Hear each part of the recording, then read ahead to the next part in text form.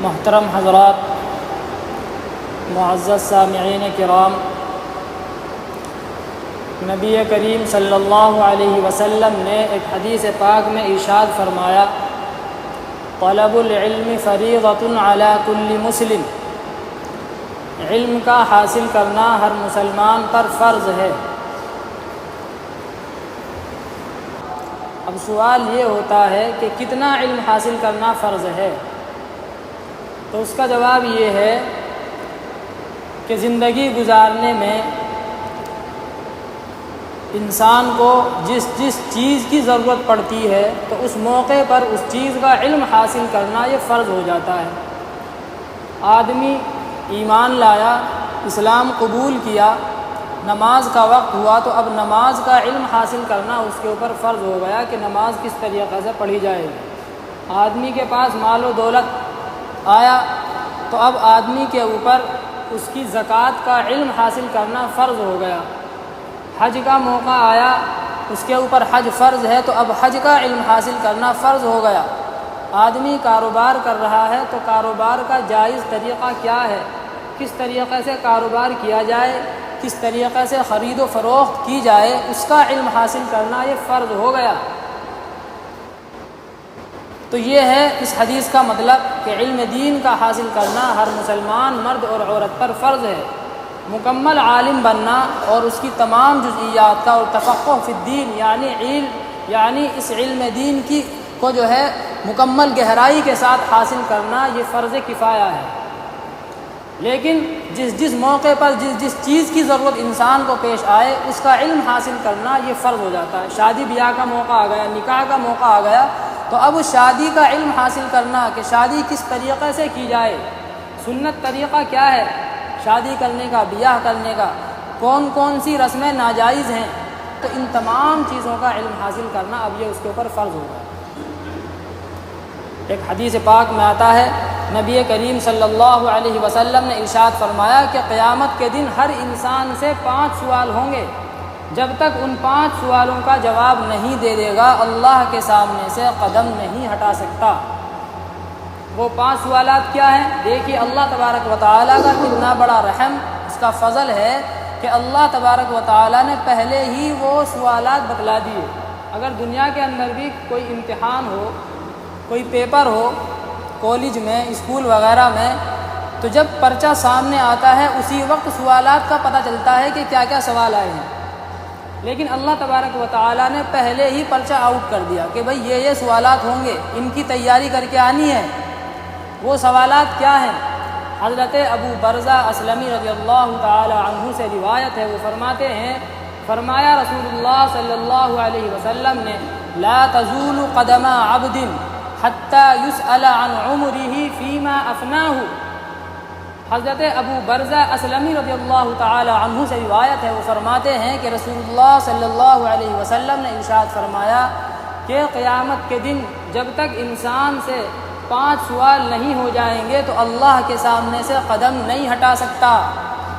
ان میں سے پہلا سوال ہے عن عمرہ فیما افناہ، آدمی کی عمر کے متعلق سوال ہوگا کہ اپنی عمر کو کہاں خرچ کیا، کن کاموں میں اپنی عمر کو لگایا، دنیا کے کاموں میں لگایا، اللہ کو بھول کر کے اپنی زندگی گزاری، کس طریقے سے زندگی گزاری۔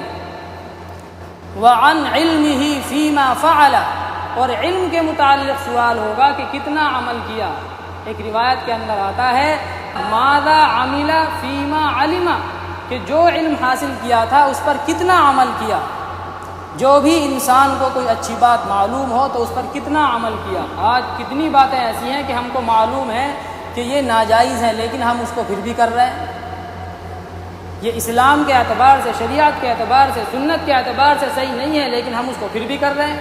تو قیامت کے دن سوال ہوگا کہ جن چیزوں کے بارے میں تم کو علم ہو گیا تھا تو اس پر کتنا عمل کیا۔ بعض حضرات یہ کہہ دیتے ہیں کہ جی ہم تو پڑھے ہوئے ہی نہیں ہیں، مجبوری ہے ہماری۔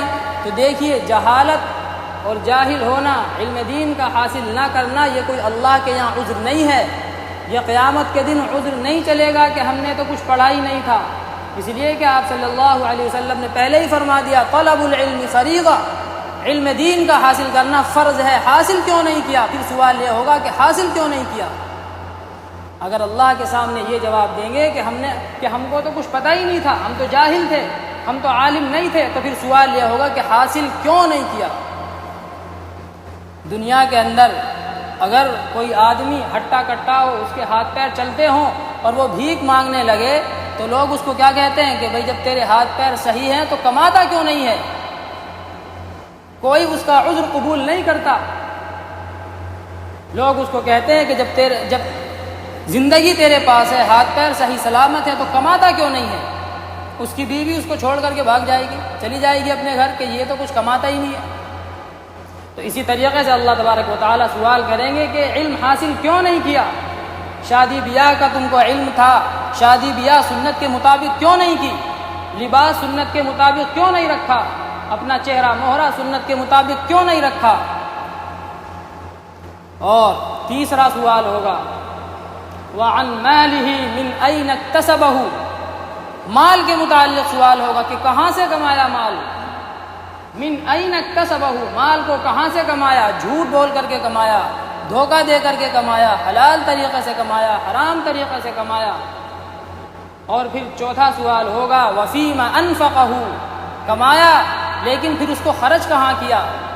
نیکی کے کاموں میں خرچ کیا یا حرام کے کاموں میں خرچ کیا؟ اللہ کے دین کی سربلندی کے لیے خرچ کیا یا شیطان کو خوش کرنے کے لیے مال کو خرچ کیا؟ تو یہ سوال ہوگا۔ اور پانچواں سوال ہوگا وَعَنْ جِسْمِهِ فِيمَا أَبْلَاهُ، جسم کے متعلق سوال ہوگا کہ اپنے جسم کو کہاں کھپایا؟ اور ایک روایت کے اندر آتا ہے وَعَنْ شَبَابِهِ فِيمَا أَبْلَاهُ، جوانی کے متعلق سوال ہوگا کہ جوانی کہاں کھپائی؟ یہ جوانی جو اللہ تبارک و تعالیٰ نے دی ہے بڑی قیمتی ہے، بہت قیمتی وقت ہے۔ ایک حدیث پاک میں آپ صلی اللہ علیہ وسلم نے ارشاد فرمایا کہ قیامت کے دن جب کوئی سایہ نہیں ہوگا تو چند لوگوں کو اللہ کے عرش کا سایہ دیا جائے گا، ان میں ایک وہ شخص ہوگا کہ جس کی جوانی اللہ کی عبادت میں گزری ہوگی، جس کی جوانی، اس لیے کہ یہ جو جوانی کا وقت ہوتا ہے یہ مدہوشی کا وقت ہوتا ہے، یہ بھٹکنے کا وقت ہوتا ہے، انسان کے سارے اعضاء صحیح سلامت ہوتے ہیں، ایک جوش ایک جنون آدمی کے اوپر طاری ہوتا ہے، تو جو اس کے اندر سنبھل گیا تو اللہ تبارک و تعالیٰ اس کی بڑی قدر کرتے ہیں۔ تو یہ 5 سوال قیامت کے دن ہونے ہیں، اور ایسا نہیں ہے کہ ہم اللہ تبارک و تعالیٰ کو دھوکہ دے دیں گے۔ اور ہماری اولاد کے متعلق بھی سوال ہوگا۔ آپ صلی اللہ علیہ وسلم نے فرمایا الا کلکم راع وکلکم مسئول عن رعیتہ، تم میں سے ہر ایک نگہبان ہے، اور قیامت کے دن اس کے متعلق سوال ہوگا، اس کے ماتحتوں کے متعلق۔ ماتحت کون ہے؟ ہماری اولاد ہماری ماتحت ہے، ہمارے اہل و عیال بیوی بچے یہ ہمارے ماتحت ہیں۔ اگر کوئی مدرسہ ہے تو اس کے اندر پڑھنے والے بچے یہ کیا ہیں؟ ماتحت ہیں۔ قیامت کے دن سوال ہوگا کہ ان کے بارے میں تم نے کتنا خیال کیا۔ آج ہمیں خود اپنے بارے میں، اپنی اولاد کے بارے میں، اپنے دین کی فکر کرنے کی، علم دین حاصل کرنے کی فکر کرنے کی کوشش کرنی چاہیے کہ ہم اپنے بچوں کو علم دین حاصل کرائیں۔ اور علم دین یہ بڑا غیور ہے، بہت غیرت مند ہے، جو اس کی رعایت کرتا ہے، جو اس کا ادب اور احترام کرتا ہے، جو اس علم دین کو حاصل کرنے کی تڑپ اور لگن رکھتا ہے، اس کو علم دین آتا ہے، ورنہ علم دین آتا نہیں ہے۔ علم دین حاصل کرنے کے لیے جو بچہ ہے اس کے دل کے اندر بھی علم دین کی قدر، اپنے استاذ کی قدر، اور جن چیزوں سے علم دین حاصل ہوتا ہے ان چیزوں کی قدر، اور والدین کے دلوں کے اندر بھی اپنے بچے کے استاذ کی قدر، علم دین کی قدر اور تمام چیزوں کی قدر ہونا ضروری ہے، تب علم دین آتا ہے۔ آج ہمارے دلوں کے اندر علم دین کی قدر نہیں ہے۔ ہم نے جو ہے علم دین کو پارٹ ٹائم سمجھ لیا ہے کہ ٹائم ملے گا تو اپنے بچوں کو پڑھا دیں گے۔ یہ پارٹ ٹائم والا جو ہے یہ علم دین آتا نہیں ہے۔ ایک عالم کا مقولہ ہے کہ جب تک تم اپنا پورا کا پورا تن من دھن اپنا سب کچھ دے دو گے علم دین کو، تب تم کو علم دین اپنا اتنا سا حصہ دے گا۔ اور آج ہم اپنا اتنا سا حصہ دے کر کے مکمل علم دین حاصل کرنا چاہتے ہیں۔ علم دین حاصل کرنا چاہتے ہیں بے اصولی کے ساتھ میں، اصول کے پابند نہیں ہیں۔ اسکول میں جائیں گے تو ان کی ساری باتیں مانیں گے، فیس بھی وہاں پر دیں گے، جو کہیں گے وہ کرنے کے لیے تیار ہوں گے، وقت پر اپنے بچے کو چھوڑیں گے. اگر بچہ وہاں پر نہیں چل رہا ہے تو کمزوری کس کی ہوتی ہے؟ بچے کی ہوتی ہے. اور مدارس کے اندر اپنے بچوں کو بھیجتے ہیں بس بے اصولی کے ساتھ، گندے کپڑے، الٹے سیدھے، ناک آ رہی ہے، نہا کر کے نہیں آیا ہے، ایک ہاتھ میں قاعدہ ہے پھٹا ہوا اور بچے کو بھیج دیا ایسے بے اصولی کے ساتھ. تو اس طریقے سے علم دین نہیں آتا. علم دین تو بہت غیور ہے، بہت غیرت مند ہے. جب اس کی قدر کی جاتی ہے تب آتا ہے علم دین. جہاں جہاں پر اس علم دین کی ناقدری کی گئی اللہ تبارک و تعالی نے وہاں سے اس علم دین کو اٹھا لیا. اللہ تبارک و تعالی کسی کے محتاج نہیں ہے. اللہ تبارک و تعالی ہمارے محتاج نہیں ہیں. اگر ہم اللہ تبارک و تعالی کے دین کی قدر کریں گے، اس علم کی قدر کریں گے تو اللہ ہم سے کام لے گا، اور اگر ہم قدر نہیں کریں گے تو اللہ کو ہماری کوئی ضرورت نہیں ہے. ایک وقت تھا کہ مکہ اور مدینہ علم دین کے مرکز ہوا کرتے تھے، پھر وہ ختم ہوا مرکز. پھر کوفہ جو ہے علم دین کا مرکز ہوا، وہ ختم ہوا. بغداد مرکز ہوا، وہ ختم ہوا. اور اسی طریقے سے بخارا اور سمرقند جو ہے اس علم دین کے مرکز ہوئے. بخاری کا نام آپ نے سنا ہوگا. کہاں لکھی گئی؟ بخارا کے اندر لکھی گئی. لیکن ایک وقت ایسا آیا کہ وہاں پر کوئی اللہ کا نام لینے والا باقی نہیں بچا. وجہ یہی رہی کہ علم دین کی اور علماء کی ناقدری کی گئی، علم دین کو حاصل کرنے میں سستی کی گئی، اس کی طرف سے بے توجہی برتی گئی.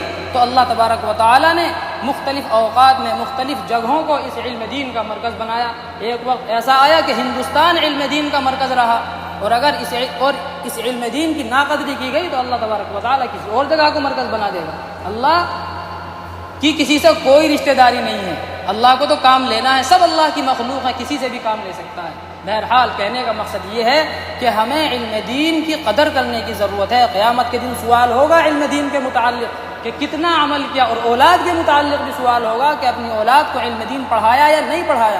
ہم کچھ بھی پڑھیں، اسکول میں پڑھیں، کالج میں پڑھیں، انجینئر بنیں، وکیل بنیں، ڈاکٹر بنیں، کچھ بھی بنیں، لیکن پکے مسلمان بنیں. جب پکا مسلمان ہوگا تو رشوت خوری نہیں ہوگی، دھوکہ دھڑی نہیں ہوگی، ہر چیز کنٹرول میں ہوگی. لیکن اگر آدمی کلمہ پڑھتا ہے لیکن پکا مسلمان نہیں ہے، اللہ کا خوف اس کے دل کے اندر نہیں ہے، تو کسی بھی جگہ پر جائے گا تو وہ اللہ کے حکم کی نافرمانی کرے گا. اس لیے ہمیں ضرورت ہے کہ ہم اللہ تبارک و تعالیٰ کے اس علم دین کو محبت کے ساتھ، احترام کے ساتھ حاصل کرنے کی کوشش کریں. یہ سمجھتے ہیں ہم کہ اب تو ہماری عمر نکل گئی. نہیں، ایسا نہیں ہے. اطلب العلم من المہد الی اللحد، ماں کی گود سے اور قبر تک علم دین حاصل کرو. کوئی وقت نہیں ہے. اللہ تبارک و تعالیٰ کے یہاں کوئی عذر نہیں چلے گا کہ جی میری تو 60 سال کی عمر ہو گئی تھی، 70 سال. اپنے علماء کے پاس جائیے، ان سے معلوم کیجئے کہ صحیح کیا ہے، غلط کیا ہے، ہم کو بتلائیے اور پھر اس پر عمل کرنے کی کوشش کیجئے. جو بتلائیں اس پر عمل کریں. اللہ تبارک و تعالی ہم سب کو عمل کرنے کی توفیق عطا فرمائے. وآخر دعوانا الحمد للہ رب العالمین.